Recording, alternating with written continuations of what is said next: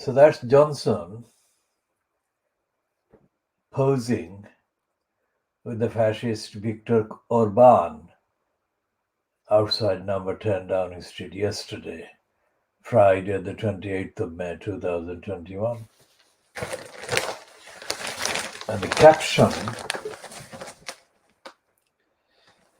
to that picture reads, Boris Johnson greets Viktor Orban yesterday before talks at which the Prime Minister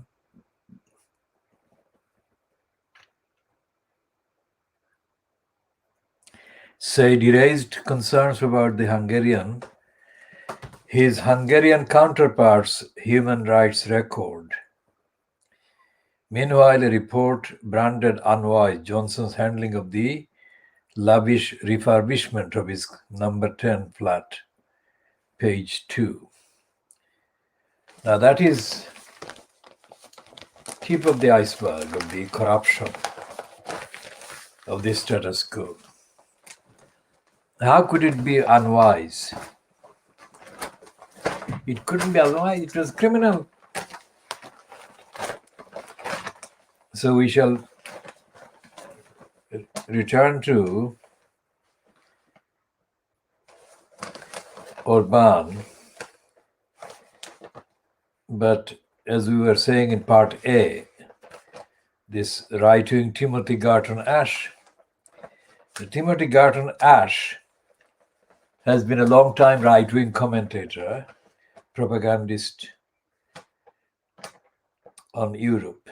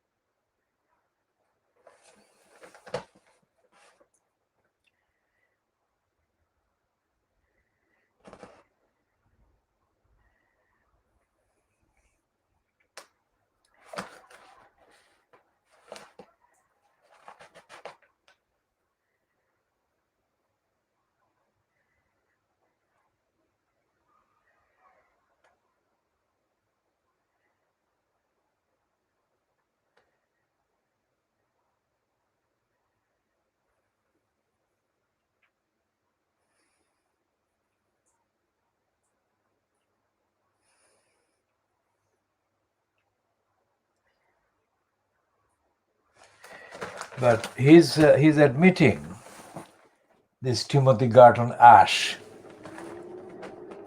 that Brexit has been a dilemma of self-inflicted weakness.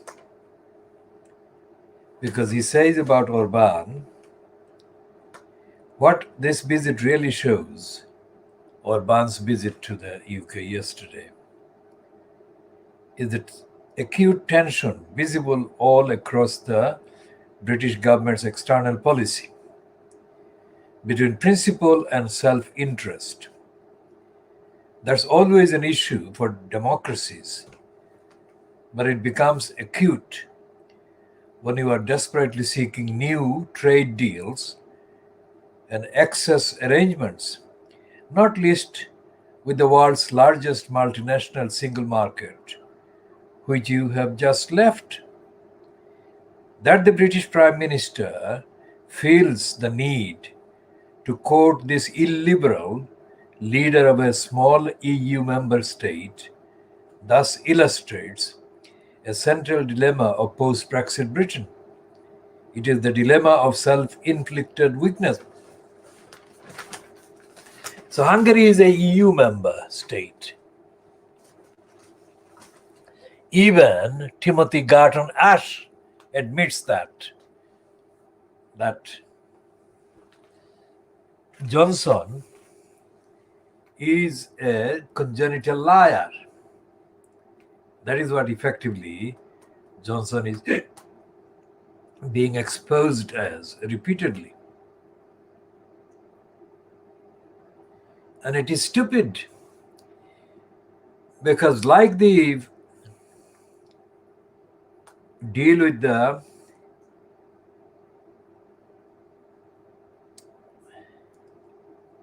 with Australians about the agricultural trade. Hungary, any number of deals with Hungary or the like of Hungary is bound to be absolutely insignificant for the overall health and state of the UK economy. Now, and the heading in the FT weekend, FT or FT weekend, to the piece byline to Camilla Cavendish, that Cummings' testimony reveals fatal flaws of the British state. Now, like Timothy Garton Ash, Camilla Cavendish is a right-winger and an imperialist and a racist. And the fact that these racists, imperialists, right-wingers are appearing to be making statements like Cummings' testimony reveals the fatal flaws of the British state. This is not a kind of insignificant or one-off. This is going to be the pattern, because whatever the history of the UK in terms of being an economy prior to the EU's appearance,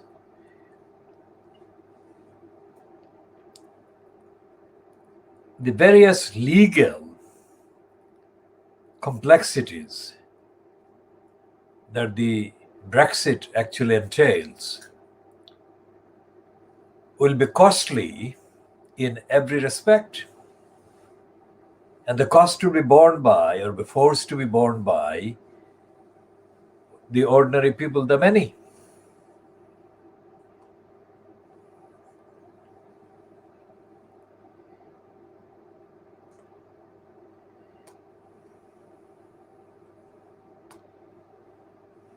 And Timothy Garton Ash confesses that. And he says it's a self-inflicted weakness, which is exactly the same thing as Camilla Cavendish is saying.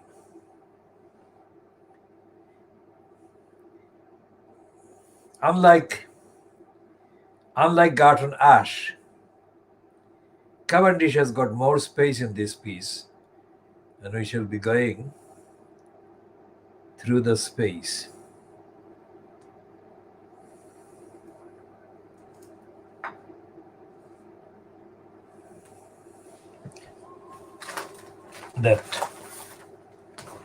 The both pieces are there. Timothy Garton Ash's piece is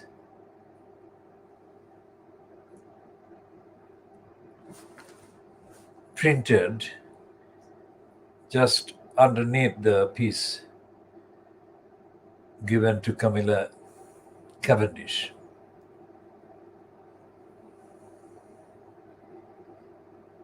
When they talk about women's equality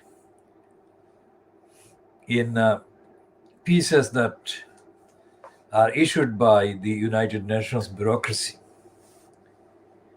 they don't make the distinction between the imperialist, racist, white supremacist women posing as women and the victims of racism, white supremacy, and disparity. Institutional, historic, undeniable, intentional,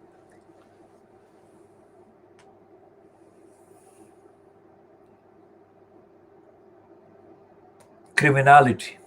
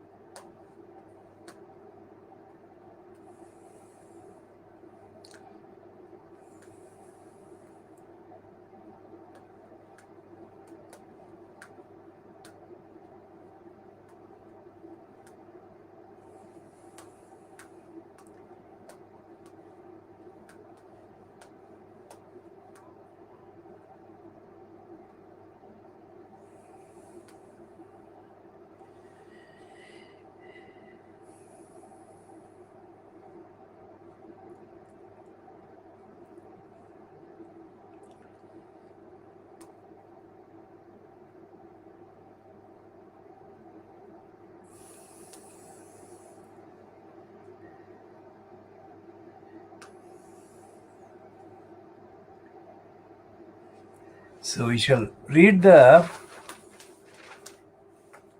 piece by Cavendish about Cummings.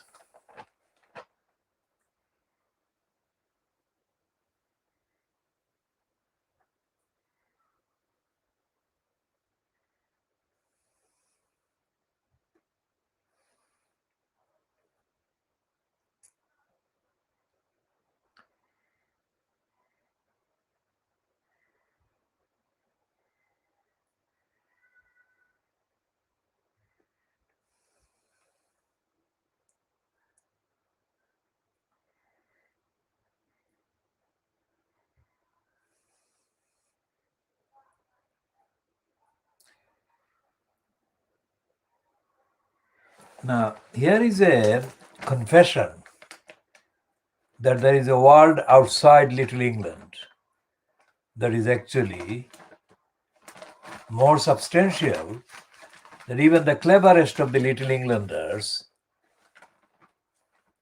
are prepared to admit.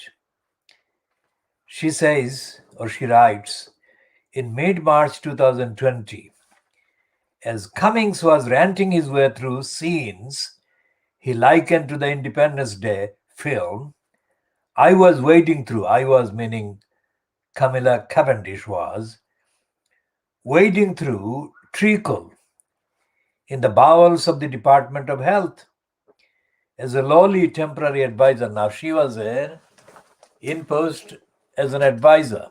She modestly calls it lowly temporary advisor. But she's a careerist opportunist who knows the inside of the corrupt state and the corrupt status quo, no matter what rank of advisor or opportunist career she has been at the time or at the times. I found myself with well-meaning people, some of them seriously clever, trapped in a Byzantine web of arm's-length agencies that didn't control.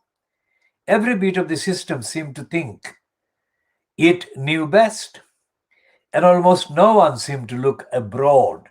That is the point, that is the word, abroad, which is something that she is mentioning as a defect, as a dysfunction, as a flaw in her word.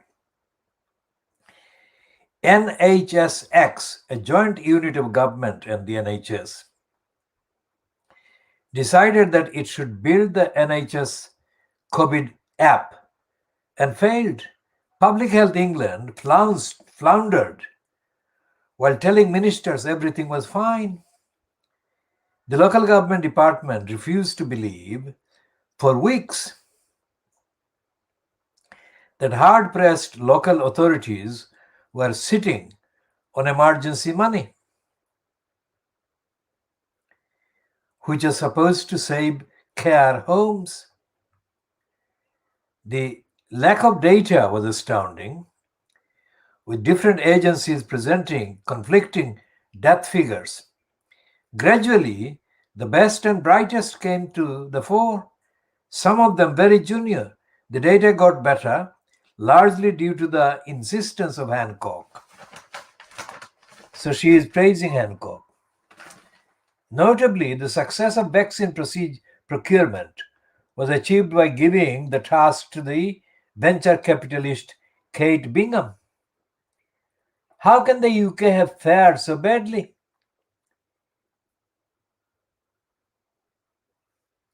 It wasn't a lack of effort. Officials were dedicated and exhausted. The timing of lockdowns is only part of the story. The failure to rapidly construct effective tracing and guaranteeing and quarantine systems to close borders, to get enough PPE to where it was most needed, to make a straightforward promise to workers that they would get paid if they had to quarantine. All of these will probably have been fatal. Would another prime minister have done much better? tempting as it is to say yes, I'm not entirely sure. So there she gives away the game, that she is peddling, as I said. I mean, this is a corrupt, dishonest piece, one of the corrupt, dishonest pieces.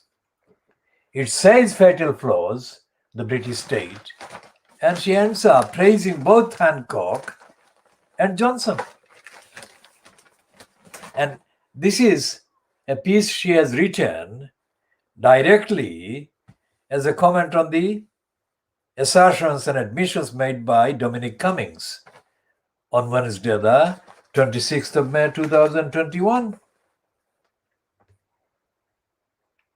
Boris Johnson likes to cultivate uncertainty, not a good thing in a crisis, but it puts the onus even more on the system, having a range of options ready to go. What Cummings seems to have revealed is that at each juncture, there were never any thought through alternatives. The wiring of the system is fatally wrong. That is the true tragedy. And she completely covers up and denies that Boris Johnson is a known congenital liar. And she doesn't address the fact that Johnson is unfit for purpose. She doesn't address the factual allegations and admission by Cummings that Cummings heard Johnson say that let thousands of bodies pile up. So the financial crimes, we call it financial crimes because of this kind of lie. It's a long kind of piece. And compared to the piece by Timothy Garton Ash underneath, Camilla Cavendish has kept her CB so that she will be hired no matter how lowly or highly kind of placed status as an advisor to government departments, which is what she has been doing. But Garton Ash says, but he doesn't say completely how this self-infliction was allowed to happen. And she, like Camilla Cavendish, spares Johnson the actual weight of liability, responsibility, and accountability, and negligence and failure.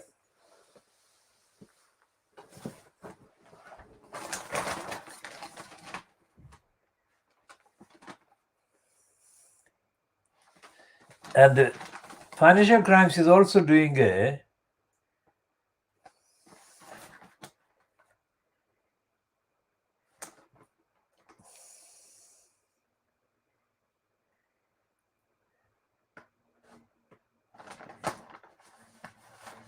piece, a long read piece about the Americans' relationship with China, which is not the same, or which is not following the same line as the headlines in the last 2 weeks. It is actually saying the opposite in terms of the heading. Well, it is saying America, but it's Wall Street. Wall Street's new love affair with China.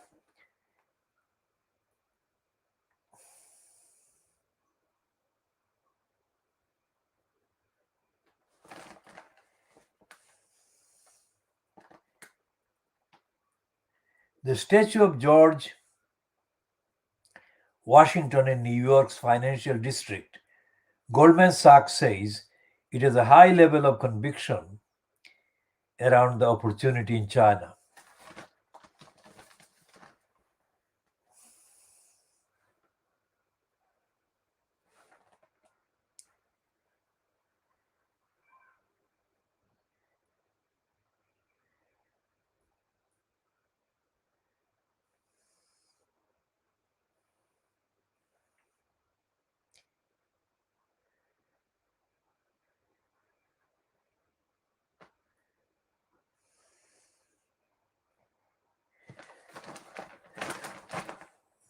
At a time of growing geopolitical competition, United States and European investment firms are plunging into the Chinese market. but they risk a backlash in Washington, which is increasingly on a Cold War footing. And this is a piece by Thomas Hale, Harriet Agnew, Michael McKenzie, and Dimitri Sebastopoulos. When the Biden administration announced a fresh investigation into the origins of the coronavirus outbreak in Wuhan on Tuesday, the Chinese reaction was swift and furious. Zhao Lijian, Foreign Ministry spokesman, accused the United States of political manipulation and of stigmatizing China, the sort of regular spat that has prompted growing comparisons to the Cold War. But just a day earlier, another announcement told a different story about the ties between the world's two leading powers. Goldman Sachs, an emblem of the globally dominant American finance industry, unveiled a wealth partnership with the state-owned Industrial and Commercial Bank of China. The deal could allow Goldman's to draw on the savings of hundreds of millions of the bank's Chinese customers. In an era that is increasingly defined by geopolitical competition and a push towards economic decoupling, American finance has never been closer to Chinese wealth. Seduced by China's growing and massive pool of savings, Wall Street's most storied firms are embedding themselves more deeply than ever into the country that is China.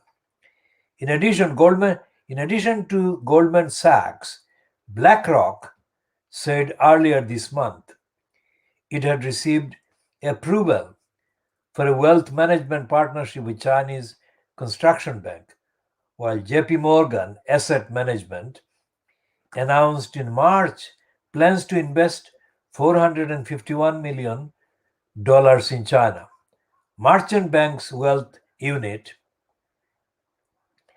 from Europe, Amundi and Schroders have gained approvals for majority-owned partnerships in wealth management.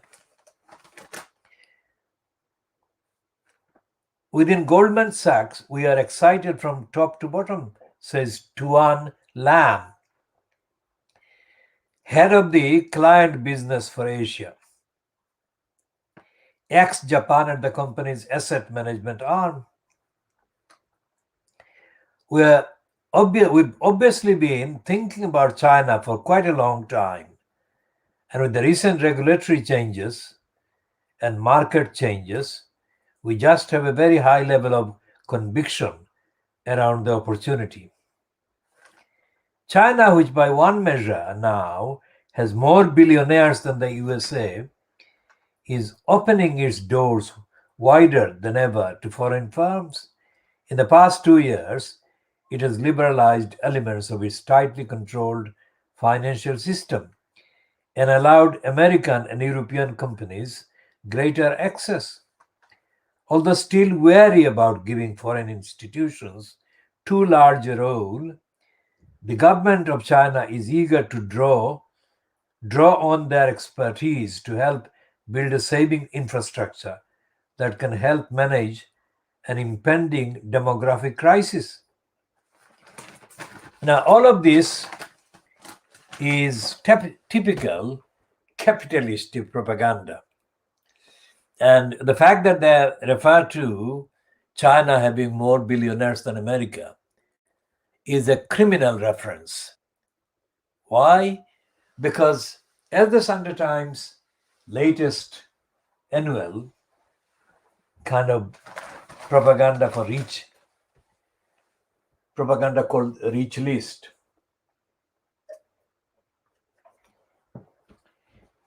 has shown, listing people based on their alleged wealth is a criminal offense against society, against the world, against the economy.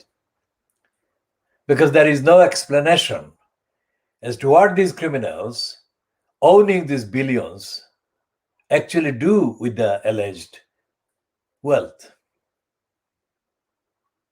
And there is no correlation, and there is no explanation as to what role that plays, these people having the wealth, in impoverishing the many across the world.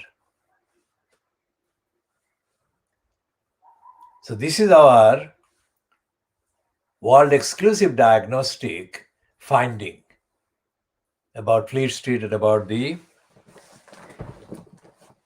related areas, including the American economy, Chinese economy, and the wealth of the millionaires, billionaires. They are in denial, and they are acting as parasites. We'll talk about that in a minute. This is the Financial Times.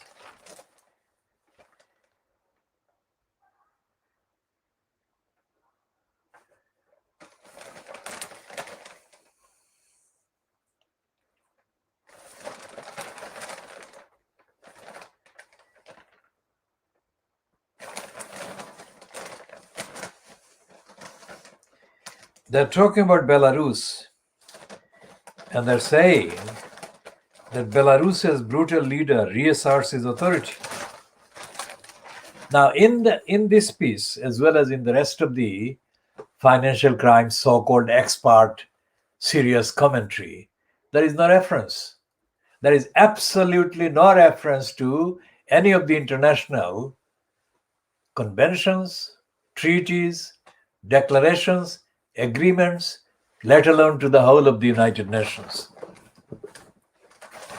So what is the United Nations for? And we raise this question because the United Nations, the founding declaration, is completely, absolutely inactive. And there are massacres and genocides taking place now, which is very odd because the Germans have just announced a very opportunistic and criminally intended kind of diversion about the genocide they committed in Namibia 100 years ago. 100 years ago. Nobody's there. None of the victims of genocide is there. Now this broadcast is coming from East London in London, in the United Kingdom, so-called. And in the 1980s, late 1970s, after the early 1980s, when he died, this Bishop of Namibia in exile, Colin Winter, was living in Tower Hamlets, as I mentioned in one or two previous broadcasts. And Colin Winter was the only Anglican kind of clergyman who originated from England, who actually publicly admitted the dominance of British racism. And he admitted that by saying repeatedly that he was ashamed to be British, to be English, because of the racism. I had, in terms of evidence gathering, fact gathering, heard about a meeting that was going to be held in probably within the premises of the Queen Mary College, or Queen Mary's College in Mile End, that was going to be addressed by Colin Winter. I had no personal contact with him, no knowledge of him personally, except in terms of the news. And I turned up there. And as somebody who was with me at the time pointed out to me very, very fast, that Colin Winter was looking at me and making a beeline for me. Why he did that was not explained, but probably it had to do with the headgear that he mistook for something else that I'm not. He probably thought that I was a follower of some kind of left-wing something. I'm not a follower of anybody. I'm a follower of the evidence and the facts, regardless of the wing. And I don't ever remember ever having understood any justification for right wing anyway. So he was making a beeline, and he came in. As soon as he finished, he came to where I was standing and he embraced me and wanted to talk and communicate. So I invited him to an event in March 1980, which I organized and coordinated and presented held at the Brady Center in Hanbury Street. And Colin Winter came and gave a passionate speech for multicultural society, against racism, against imperialism, and so on. What did the Germans do in the 1980s when Colin Winter was expelled by the apartheid regime in South Africa? Because the apartheid regime controlled Namibia. And the apartheid regime controlled Namibia even long before Colin Winter got that post. So I put that in context directly. That the Germans offering a £1 billion or $1 billion compensation to Namibia is completely unacceptable. It's insulting, and it's in itself racist. Because the one European man who was prepared to oppose racism, admit the existence of racism, and apologize for racism, was expelled by the apartheid regime, and the Germans colluded with the apartheid regime. So that is something I know about, because Colin Winter was described as Bishop of Namibia in exile. Well, he didn't live long after that particular meeting, and he addressed the meeting. But that is part of the history, of the evidence, of the record that I can attest to and confirm. And that is typical, because the piece in the Financial Times about the Namibia kind of apology by the Germans is printed not far from the piece about Burma. She'll come to that in a minute.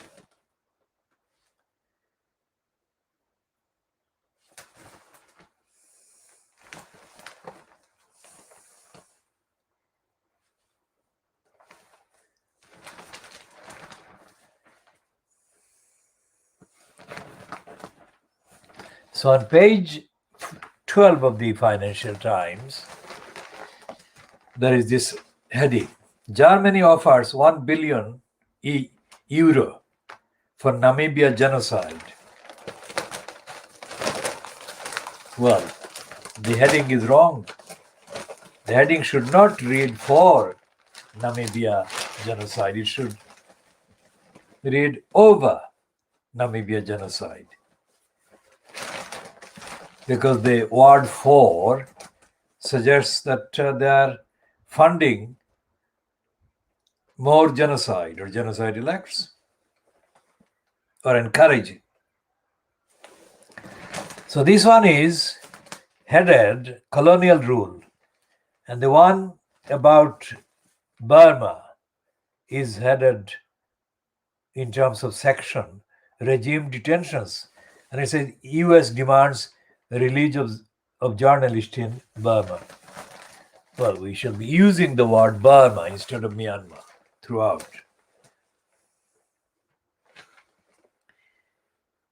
Now, this is the one about the Namibia genocide,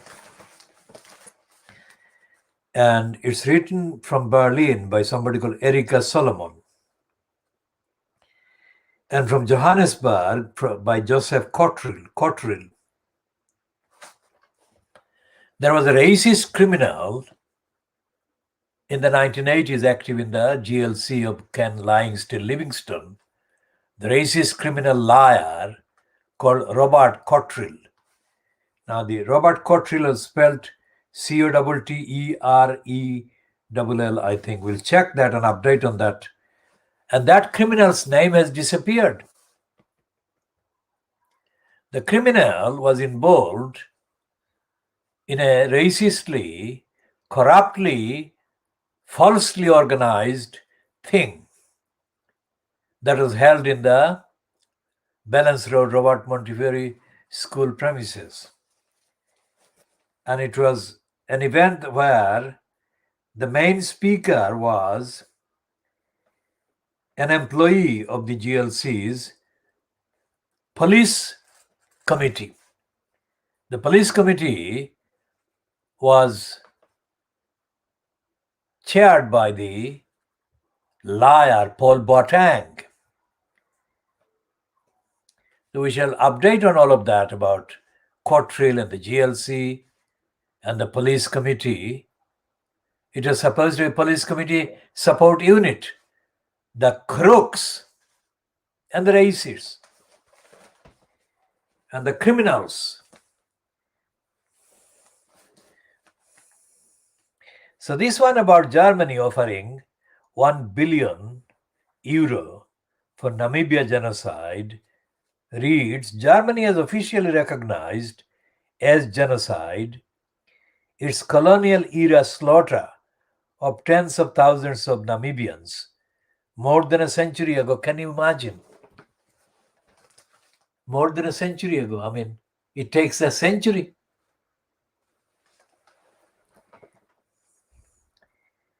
And committed, that is, Germany committed €1.1 billion to the Southern African nation in recompense, a move that could set a precedent for other countries. The financial crimes is criminal and stupid to say that, to write that paragraph at all. The paragraph should read that Germany has taken 100 years to even recognize its racist murders, massacres, and genocides.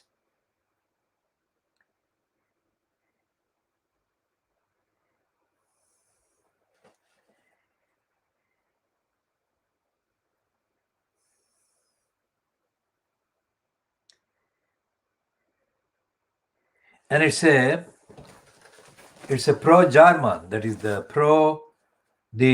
racist German regime in Namibia. German soldiers killed more than 60,000 indigenous Herero and Nama tribes people between 1904 and 1908 amid an uprising against German colonial rule. It has long been considered by historians and the United Nations to be the first genocide of the 20th century.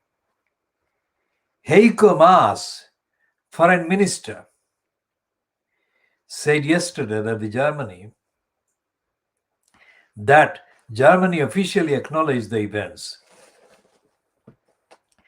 from today's perspectives amounted to genocide. Now, how dare they? There is no perspective that can define whether a genocide is a genocide or not. It is universal.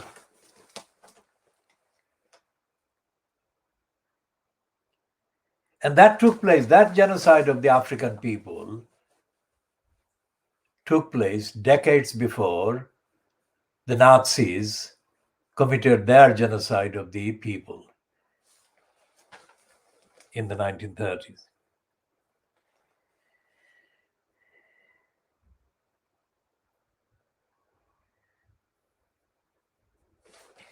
And the people of Herero and Nama have said about this deal, or the news of this deal, so called, that it was too late to compensate for the suffering of their ancestors, which is what I said before I read the piece, including the taking of the majority of the land. They said they had largely been excluded from the talks, although Germany argues some members of the community were consulted.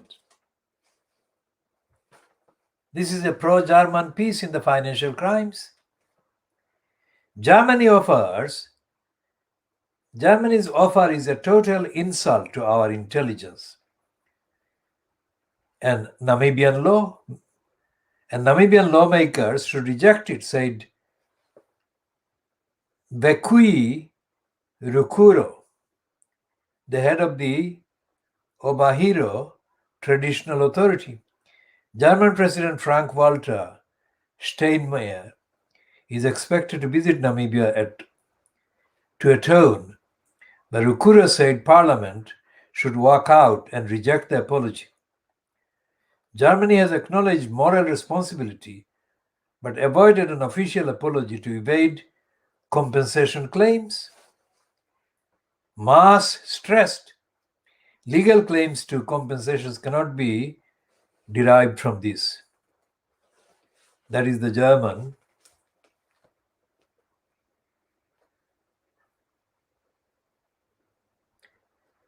Heiko Maas. Now that's the Financial Crimes doing the piece from a perspective of the racist genocidal regime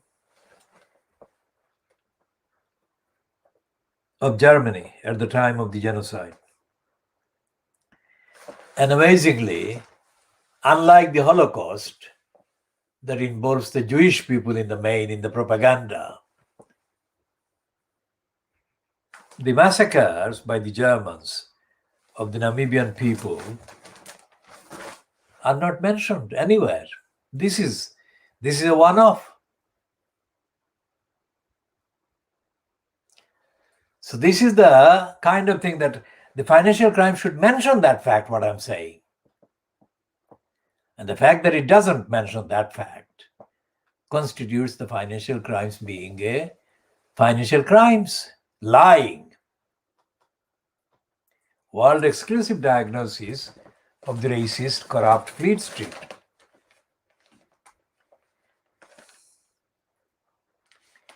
And it has got a pro-Israel piece against the Palestinians.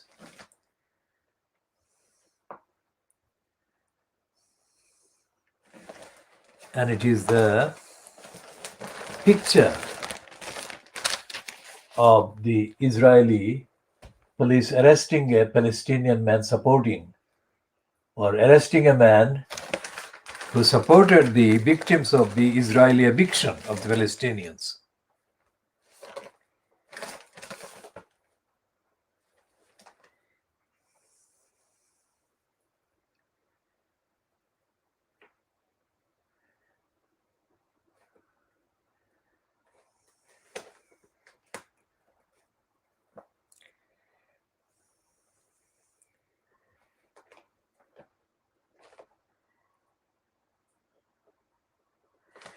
And the attack on a Muslim woman wearing a headscarf is described in this last paragraph of that piece. Shadi Kharoof, 25, said he was arrested and beaten in the old city, that is Jerusalem, by the Israeli forces after he helped a young woman whose headscarf had been pulled off by an Israeli policeman. Shadi Kharoof spent a week in prison before a court placed him under house arrest, pending sentencing for attacking the police. I was not political, he said. All I was doing is defending a sister without even touching the officer. So the Israeli court system is behaving as an arm of the denial machine and the denial state, denying the rights, due process, and all the rest of it. And the financial crimes is not mentioning any legal, constitutional, international duties under which this kind of behavior by the court should be itself treated as part of the assault on the rights of the Palestinians. So every single item in the financial crimes, and why we are talking about financial crimes? Because the financial crimes is supposed to be not a tabloid, not a Fleet Street tabloid, not a shallow paper, supposed to be a paper of substance. But it seems that the substance is there, but the substance is substantially denying the truth of what is going on. It is covering, its coverage constitutes cover up, denials and lies.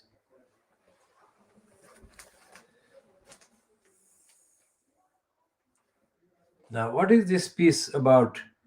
Why crisis benefits spell trouble for a universal basic income?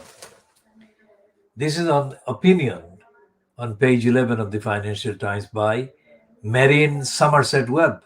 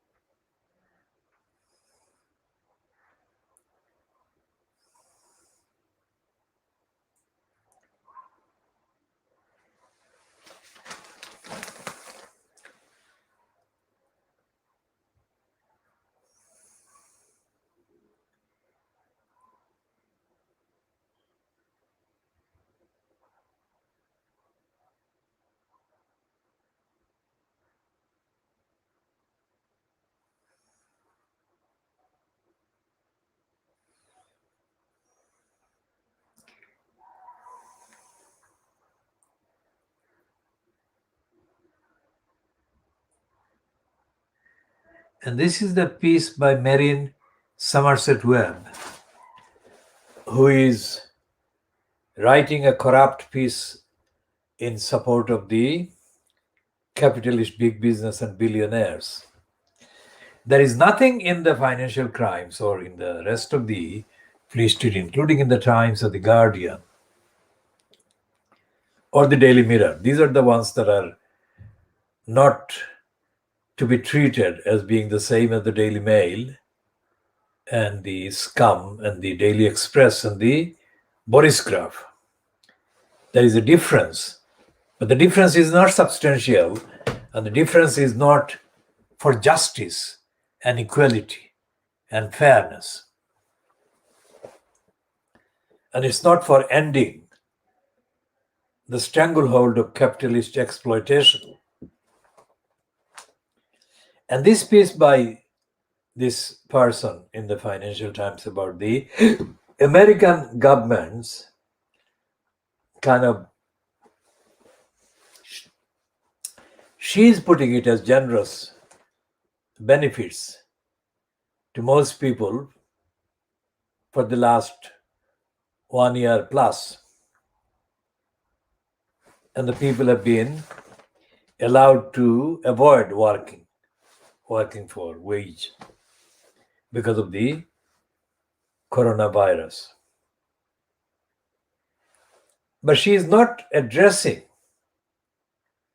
the health needs that the American system doesn't actually address. And she's not addressing the individual and the institutional operation of discrimination, disparity, and so on. And she most certainly is not addressing the lack of accountability by the police, lack of civil liberties, lack of freedom, and the preponderance and the perpetuation of racism and racist discrimination and denial. So, what if anyone reads this from on the planet Mars and they are not aware of or not made aware of the other factors that I've listed? They would be factually justified in concluding that the USA was a fair society. Nothing could be further from the truth. And that's why the financial crimes commits the criminality. It touches on the surfaces and puts on a display that overwhelms the truth of the whole situation, and the display, which is a diversion from the truth, the awful truth about the people suffering and being denied and being victimized. And that is another summary by us on the facts of what the Fleet Street papers do. They cover up the truth and the lie. For example, the worst offender in terms of kind of fantasy headlines, shoring up the congenital liar Boris Johnson as somebody who is always doing things for the good of society. He's not. As the Confessions by Dominic Cummings, although the Confessions only cover about 5% of the wrongs that Cummings and Johnson did together. Even so, the Confessions serve as the tip of the iceberg and a sample as to the lies that Johnson perpetrated and Cummings advised him to perpetrate.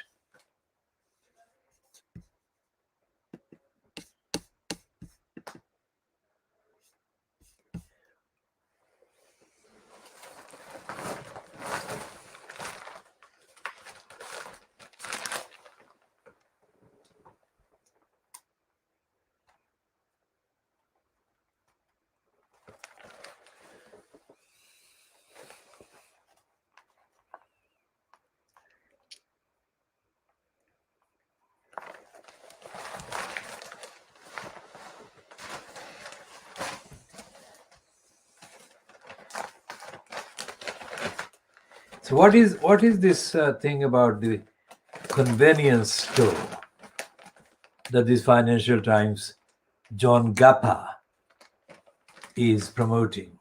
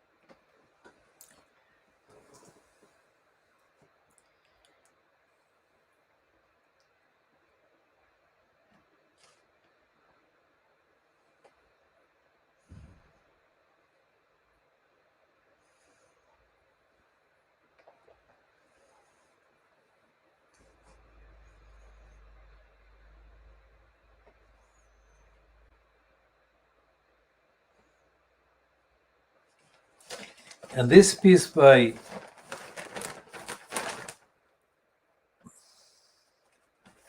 the financial crimes is a like profile which is headed Belarus's brutal leader reasserts his authority. It goes on to describe some of his things in the last 30 years. So he says, this is a quote from somebody called Nabumchik,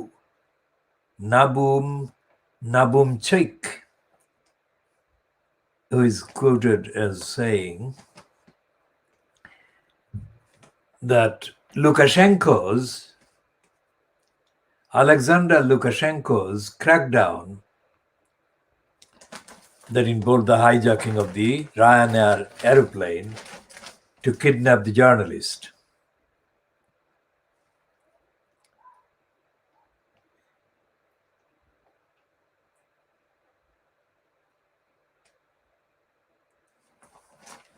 And there is a highlight in the piece that said that Lukashenko beat up members of parliament in parliament, which made it clear that he would do whatever he wanted to do to ordinary people.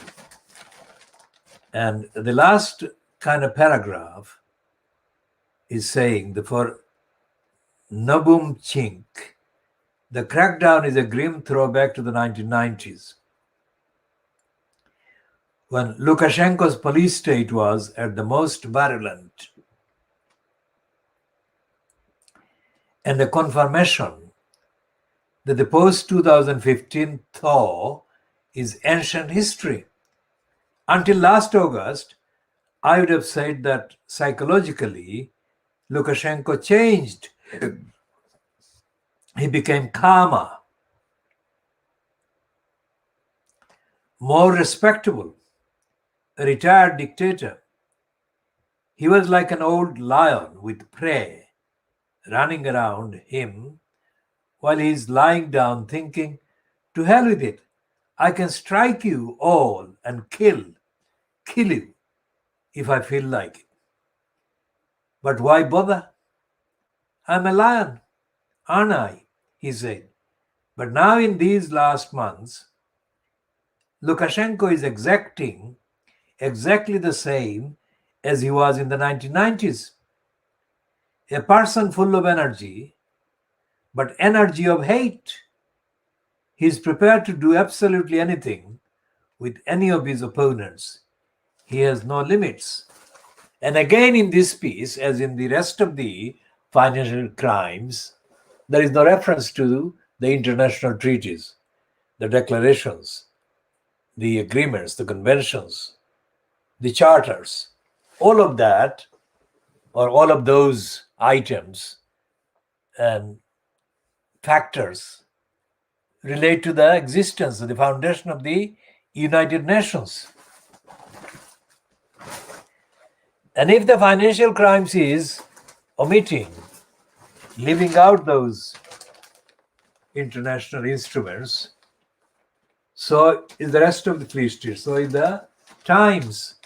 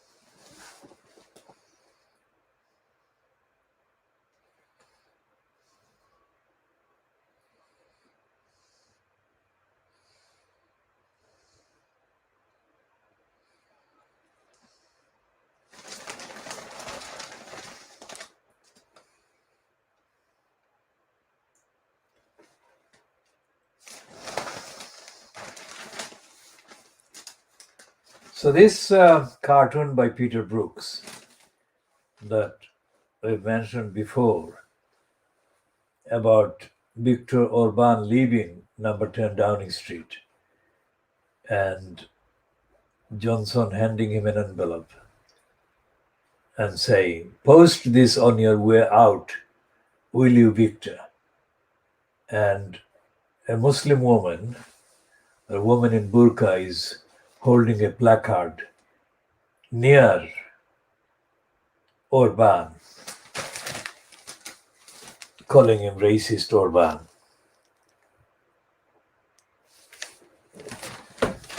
And the thinking behind this Peter Brooks cartoon is, of course, to shore up the congenital liar Boris Johnson and to put all the blames on Viktor Orban.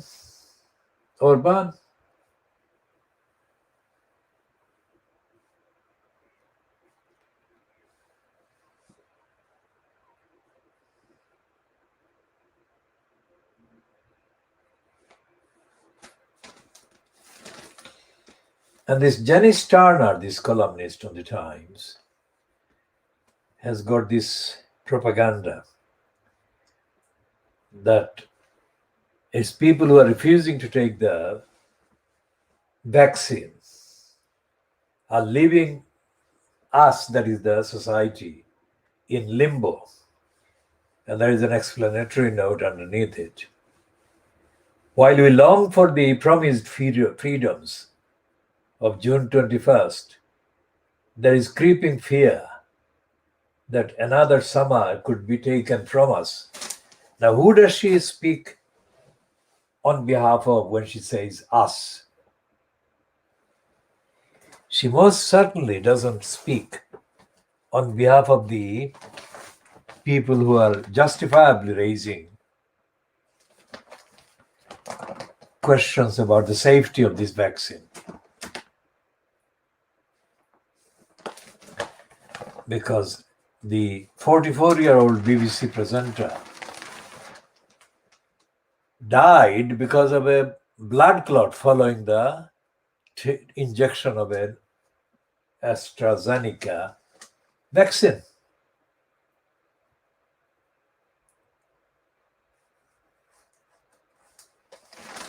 And this supplement, House and Home, FT Weekend, continues to be in denial of housing rights and of poverty. And so on. It's a complete, absolutely incredible, brazen celebration of those who have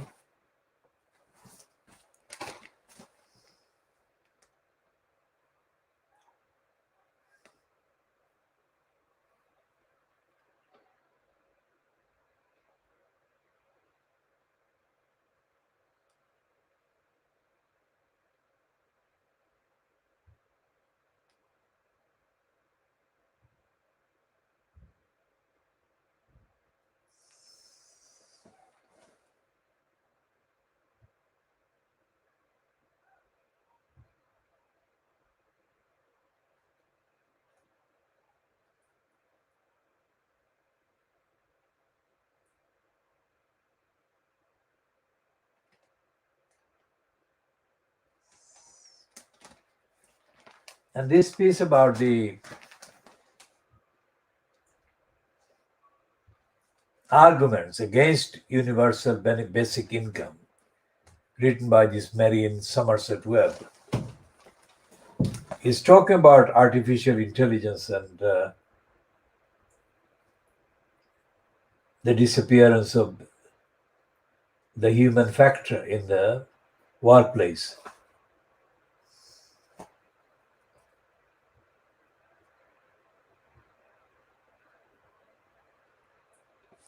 She says that one thing the pandemic has taught us is that if you give people the kind of financial support that allows them to withdraw their labor, a good number of them probably will. And that doesn't help anyone long term. Just ask the 44% of Americans small businesses who say they can't find anyone to take the jobs they're offering, to take the jobs. Or reading again, the 44% of US small businesses who say they can't find anyone to take the jobs they are offering.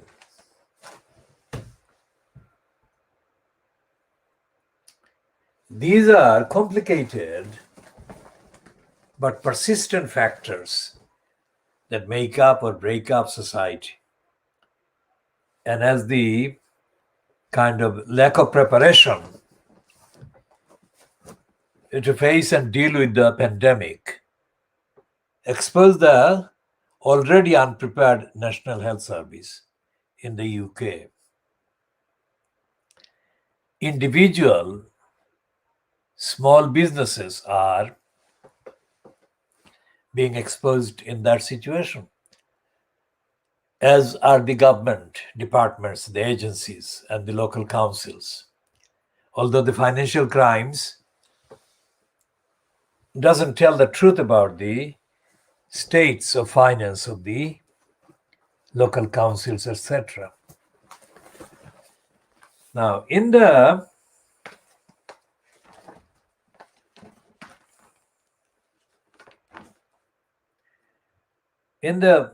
Daily Mail,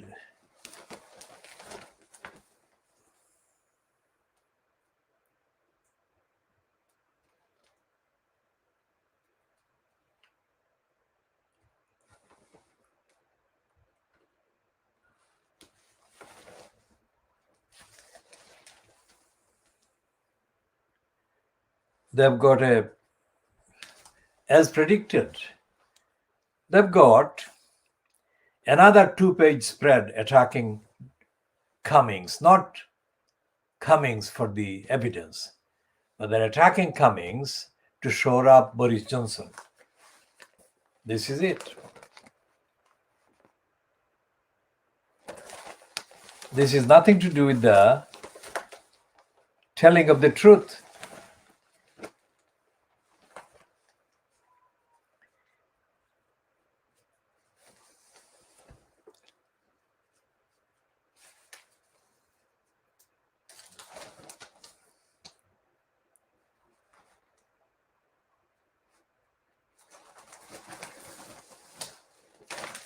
And they've got a piece for Said and Rushdie.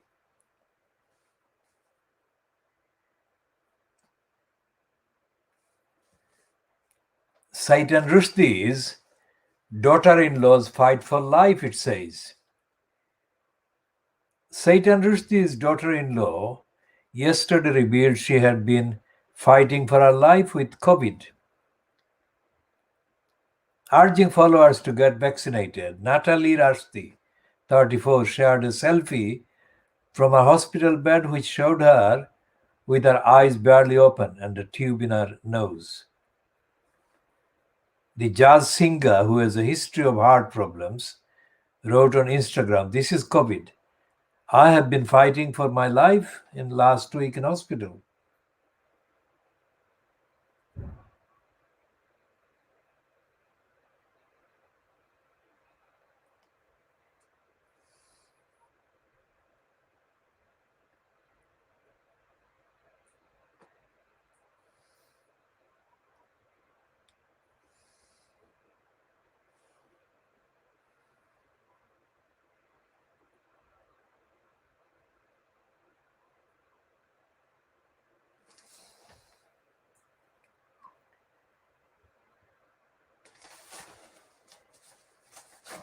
And so the Daily Mail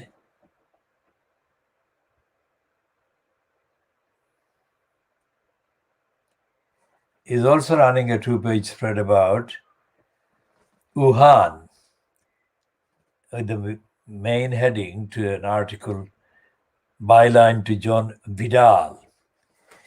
Is it the proof of COVID?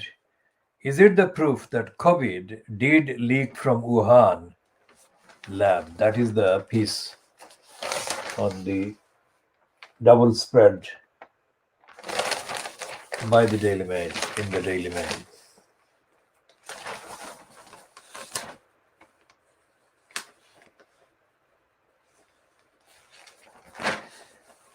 And the piece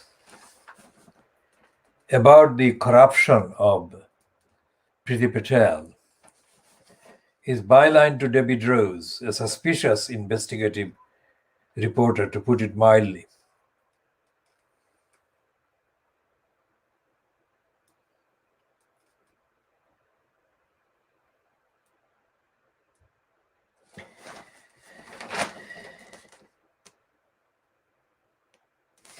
And this is connected with the Good Law Project and its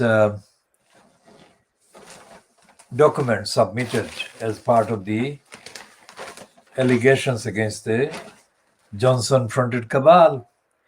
Amid calls for probe over whether her lobbying broke rules, revealed Priti's second bid to help her pal win PPE deal worth millions. So what they're saying, I mean, they're not saying it severely or with the kind of customary condemnation and hatred. They would have said that if the wrongdoers was somebody like Jeremy Corbyn or a Labour Party member of Parliament or somebody in public life as a member of the Labour Party, let's say.